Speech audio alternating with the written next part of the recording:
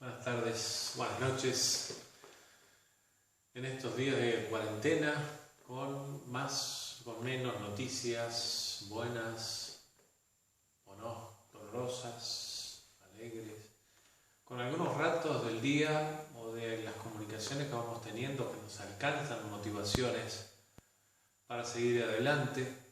Nosotros estamos celebrando el Triduo Santo y mañana viernes nos vamos a dedicar a acompañar a Jesús en su dolor. Nosotros los cristianos creemos, porque se nos ha manifestado así, que Dios no es un Dios ausente, sino que es un Dios escondido. Nos ha venido a nosotros a visitar y se ha escondido tanto en nuestra humanidad que se escondió también en las preguntas sin respuestas, en los dolores angustiosos y amargos, se escondió en nuestra muerte. Dios se esconde. San Ignacio nos invita a nosotros a contemplar esa humanidad escondiéndose, esa divinidad escondiéndose en nuestra humanidad, esa divinidad escondida como la semilla que crece sola, escondida como todos los silencios que los seres humanos guardamos delante de nuestra propia existencia y de nuestros límites, escondidas debajo del campo regado de nuestras lágrimas cuando nos tocan. Nos está tocando también un momento de mucha incertidumbre y de mucha ambigüedad. Caminar en medio de la niebla, esperar cuando queremos salir. Es decir, en el misterio de la cruz de Jesús, del dolor de Jesús, de la muerte de Jesús, nosotros también somos vueltos a visitar por un Dios que también asumió el dolor, que se animó a enfrentar en su momento, en su hora, la pregunta más angustiante que nosotros tenemos en la garganta, la pregunta por nuestra hora, por la hora de nuestra humanidad, por la hora de cada uno de nosotros. Entonces, nosotros en medio de estas experiencias y penurias, volvemos a escuchar y con muchísimo más nitidez el llamado de Dios a la vida. Nosotros también somos como Lázaro en medio de nuestras tumbas, en el medio, metidos adentro de las tumbas nuestras, oliendo mal. Escuchamos como Lázaro que dice, ven fuera, ven fuera. Dios dice eso para nosotros. Y nosotros, con todas nuestras ataduras como Lázaro, nos animamos a salir, porque tenemos que salir nosotros, convocados por una voz de Dios, por una palabra que nos llama a la vida. Pero ¿cómo es acompañar a Jesús como Pedro, como Santiago y como Juan? Otra vez en una colina, en un monte, el monte de los olivos. Ya no es el monte de la transfiguración. Lo estuvimos contemplando hace unos días, cuando bajaba Jesús y curó al niño epiléptico, cuando escuchó el Padre pidiendo más fe.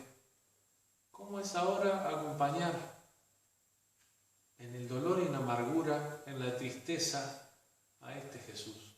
Un Jesús pidiendo que si es posible sea de otra manera esa hora, pero pidiendo que se haga y que se cumpla la voluntad de Dios, que parece escondido también. A Jesús también le tocó contemplar su historia escondiendo a Dios y confiar en un Dios escondido en la historia.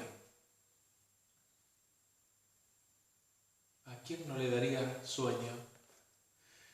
En el Evangelio de Lucas, Jesús, después de orar en medio de esa angustia, vuelve y los encuentra a los discípulos dormidos. Y dice Lucas, era tanta la tristeza que tenían que les daba sueño. La tristeza les daba sueño y Jesús otra vez convocar, recen, oren para estar fuertes, para soportar las pruebas que han de venir. Es que nuestra vida también trae sus cosas. El carro de la vida trae sus piedritas, sus dificultades, trae sus preguntas. Entonces nosotros hacemos mañana los pasitos de la contemplación ignaciana para poder contemplar. Nuestro objetivo en los ejercicios es contemplar, llegar a ese momento, hacer todo lo que podemos nosotros con nuestra imaginación, con nuestras peticiones, con nuestra memoria, recordando la historia de Jesús. En Getsemaní, por ejemplo, también se pueden elegir cualquiera de los otros textos del Viernes Santo. El Vía Crucis, se podría elegir cualquiera. Pero nosotros hacemos un esfuerzo para dirigirnos a ese espacio interior que todos tenemos, esa zona de nosotros donde se favorece el encuentro y la comunicación con Dios. Mañana toca ser también Pedro, Santiago y Juan, otra vez convocados por Jesús, porque Jesús ahora necesita compañía, necesita cercanía, necesita abrazo. Quién sabe, a lo mejor en la contemplación no nos sale ninguna palabra, o nos dormimos nosotros también, o nos distraemos y empezamos a pensar en otras cosas, y no sé, es para nosotros más difícil todavía estar al lado de Jesús, como nos toca a veces en la vida estar al lado de alguien que sufre, o recibir presencia, o necesitar la presencia de alguien porque estamos sufriendo. La palabra más poderosa que tenemos es la presencia. Entonces, invitación de parte de Jesús a orar para estar fuertes. Y la invitación de estos ejercicios es hacer ejercicio de nuestra presencia contemplativa al lado de Jesús, que siente tristeza y angustia de muerte en este momento de su hora, en su momento, en este dolor angustioso de un Dios que viene a esconderse en el vértice más profundo, en uno de los vértices más profundos que tiene nuestra existencia, que es el dolor, el sufrimiento y la muerte. Un amigo me decía una vez, él también estaba haciendo ejercicios en la vida corriente en Montevideo, y estaba en un camino de regreso a la fe. Pasamos un tiempo lejos y nos toca volver, y él estaba volviendo. Me decía, ¿y ese Dios que tenemos nosotros? ¿Qué Dios más raro? ¿Qué Dios más raro? Un Dios que sufre, un Dios sufriente. Raros también los cristianos que tenemos, cuando tenemos un dolor, levantamos, ahora no la vemos entera la cruz, levantamos nuestros ojos y vemos que Dios también sufre, que no tenemos que explicarle a Dios lo que es sufrimiento, lo que es angustia, lo que es soledad, lo que es oscuridad, lo que es muerte, lo que es nuestra vida.